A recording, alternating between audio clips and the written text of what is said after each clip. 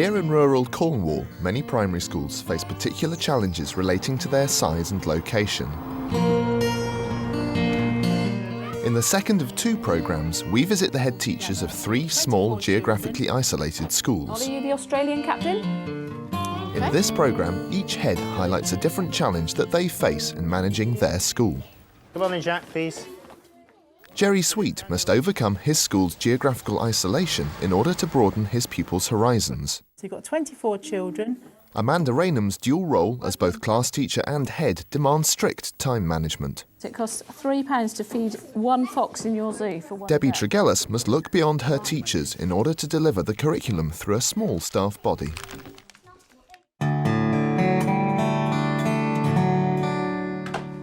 Despite Trenode Primary being a small village school, Lucy and her mum are the only people who walk there each morning. We're very lucky we have a pathway up to our school, but a lot of people don't have that privilege. There are no footpaths whatsoever near to the school at all, except for one which leads down the side of a field. The majority of children come from villages and farms which are spread over a huge area. Consequently, with no public transport, the only way to get to school safely is in fact by car. This isn't just a logistical problem. It impacts upon pupils' social and educational opportunities. Children view school very much as the meeting place, and to them it is very much the centre of what they do, because that's the only time that they can safely meet their friends. Jack, have you done a wave to the coach, please? You know how to Socially, do that? Unless their parents actually take them somewhere, then these children don't get the ease of going to swimming baths or libraries or anything of this nature. For head teacher Gerry Sweet, taking pupils on trips is a challenging responsibility for the school. We can buy in services, people can come into the school, but that isn't as good as the children actually going on a trip themselves. The children actually going outside their area to travel to somewhere different is an important part of the education experience. Well, at the moment we've got 84 children travelling to Lux Park swimming pool, and we like to have a whole school swimming session, which is what we're going for today. But logistically, very difficult. We have the pool for an hour, but we can't get all of the children in at the same time. So consequently, we have to split the children into two groups. Jim knelt in the sand beside him. The boy and the dolphin looked into each other's eyes. On arriving, the second group must sit patiently with a story. Meanwhile, the first group kick off the session in the pool.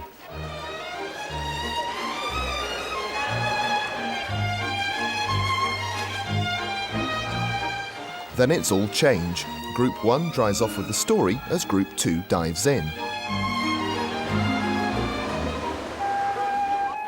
When the second group emerges, everyone heads back to the bus. It's an organisational challenge for Gerry. We have considered perhaps splitting it and taking two separate groups on occasions, but we get the economies of scale by taking the whole school at the same time. By splitting it, we'd have to have more coaches and therefore pay for more coaches. To overcome problems of geographical isolation, Gerry has joined forces with other local schools in a cluster. We've got three other schools which are quite close to us, which are small schools, and one large school at Loo. And the teaching staff are getting together as groups, talking to other teachers who teach the same age children, and therefore they can share their expertise and experiences. Today, fellow head teacher Tony Wardle has dropped in to discuss an event which will bring the schools together. The great idea that's come from Year 5 and 6 is to have a joint cluster arts festival on Seaton Beach of all places. That's really exciting. Down at Seaton Arts Day, it sounds wonderful. One of the things we've done through extended services is actually take advantage of training teachers and staff to be licensed to drive the county minibuses. We've managed to get 5 trained so far. It's the communication, it's the travelling, it's the transport between the schools that is the big issue. And this is what's been so beneficial about getting together with our partner schools. If you're talking to somebody who's doing the same job as yourself, you've got a sounding board to try out new ideas because they understand what you're trying to say. But also, when they say that they've had certain difficulties and you can say, well, that happens with me as well, it doesn't have to make you feel better. Your confidence increases and therefore your competence as well.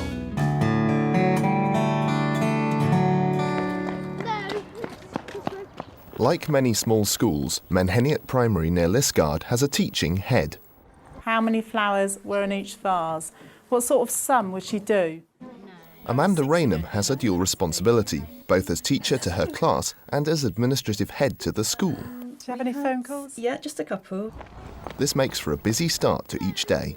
I try and arrive very early, so I have plenty of time to think about the day ahead. The first thing that I think about is whether there's going to be any members of staff that are off sick, in which case I would immediately get on the telephone and try and find a supply teacher. Hello, could you put me through to Steve Murphy, please? After that, I would look at the day ahead, check that I've got my lessons planned. I'd be thinking about my assembly. I'm usually quite busy in the hour before school starts.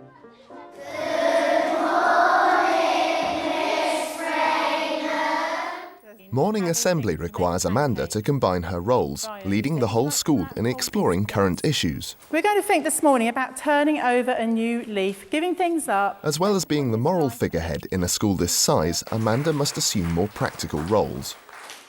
Playtime next, and I'm on duty this morning. You're welcome to come out. The head of a larger school has more staff who they can delegate roles to. If I was in a larger school, I would have a deputy head, and I might also have the head of key stages. And so as a head, you're having to do all of those roles.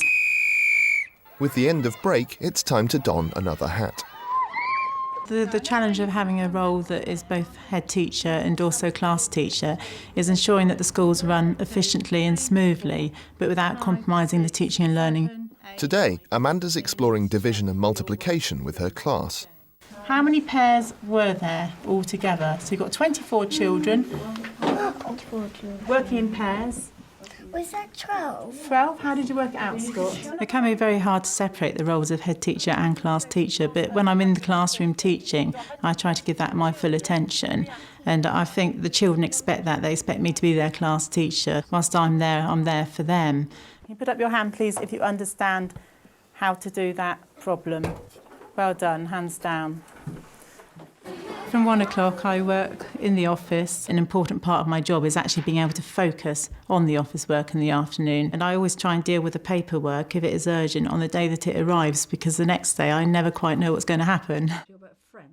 With teaching assistant Phyllis Howell soon to retire, Amanda is having to think about how to cover her responsibilities. We've got to look at the prospect of somebody else taking on the whole of the French. But I didn't want to leave you in the lurch at the last minute. No. What was your experience of teaching French before you started doing it? Because I know a lot of people are going to say that None. They can't speak French. None whatsoever. I just drew on my knowledge from many, many moons ago at grammar school. We'll have a chat about it at a staff meeting and see what everybody's thoughts are. After this, Amanda has a short meeting with the school secretary to keep abreast of the day's messages. We had the lady who rang up last week about work experience yes. here, and I said we'd discuss it at the staff meeting tomorrow and then get back to her. She got any previous experience, or didn't she say? She didn't say. She's doing a childcare course, I think. So. With her time each day split between roles, Amanda has had to develop strategies for managing both effectively.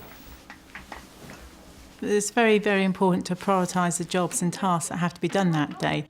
As a teaching head, I feel that I have the best of both roles. On one side, I'm a class teacher, and I get a lot of satisfaction from seeing the children make progress. And as a head teacher, I enjoy the management of the school. One of the most enjoyable parts is knowing all the children, knowing the families, being able to communicate with all the parents on a day-to-day basis. And it's lovely to be part of the community.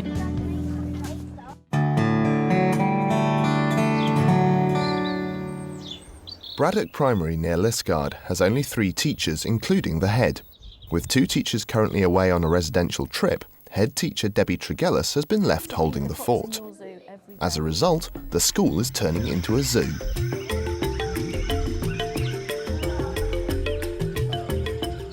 We are going to carry on with our zoo challenge.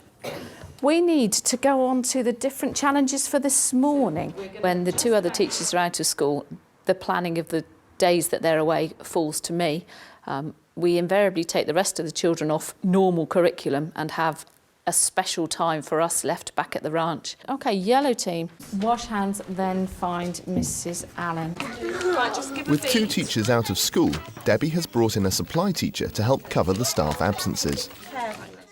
The impact of bringing in supply teachers is that it breaks the continuity for the children in their learning. However, in our small school, we usually try and stick to 1 or 2 supply teachers that know us to provide the continuity and progression for the children. In Carradine area, I teach in a few schools. People like me who come in regularly, they know the staff, they know the routine of the school, and we know the children. In addition, Debbie has taken on more of the teaching. The impact on me of having members of staff absent and covering the supply is that it can increase my workload, and stuff in the office just has to sit there and wait for me to get back to it. £3. So it costs £3 to feed one fox in your zoo for one day. But you have to prioritise, and I believe that the children's education and continuity is the most important thing that we do. So paper can wait. An hour's drive away in a remote corner of Cornish woodland, Debbie's missing teachers and pupils are going back to nature. We started with what? Started with 2 bits of wood, yeah, and just rubbed them together. We've progressed on through that to using a bow drill, and we're getting quite a bit of smoke now. Or not, as the case may be. For the teachers that are taking the children away, it is a 24-hour-a-day responsibility. We've got 12 children and 2 teachers. We did canoeing yesterday, and then we're doing a bushcraft and survival day today. It seems like years, but it's actually, we've been here about 3 hours. Can you see the smoke at the bottom? Oh yeah, I'm making a fire. There you go. With a small staff body, Debbie depends on her staff being adaptable. Having a staff that are willing to have a go at most things is brilliant from a management point of view, because whatever I challenge them with, they are up for and willing to give it a go. We try and give a good go of everything. Like, this happens to me, my personal sort of skill. I was taught in the outdoors before I came and taught as a school teacher. But I've also run things like the Wake and Shake competition, which is a dance competition, which is completely opposite to my natural kind of environment. But you realise it's a small school. I'm teaching children who have got very different interests to me. Let's just go for it. With her teachers out in the woods, back in school, Debbie is relying more than ever on the abilities of her support staff. Our TAs are a fantastic group of people. They do everything that you can possibly imagine and a whole load more besides. This morning we've had the higher level teaching assistant working on a design technology activity, designing cages to the right dimensions for their animals in the zoo. Okay. In a bigger school, I'll be all with one particular year group at a time. Being a small school, obviously we've got mixed classes. In this one we've got reception 1 and 2. Next door we've got 3, 4, 5 and 6.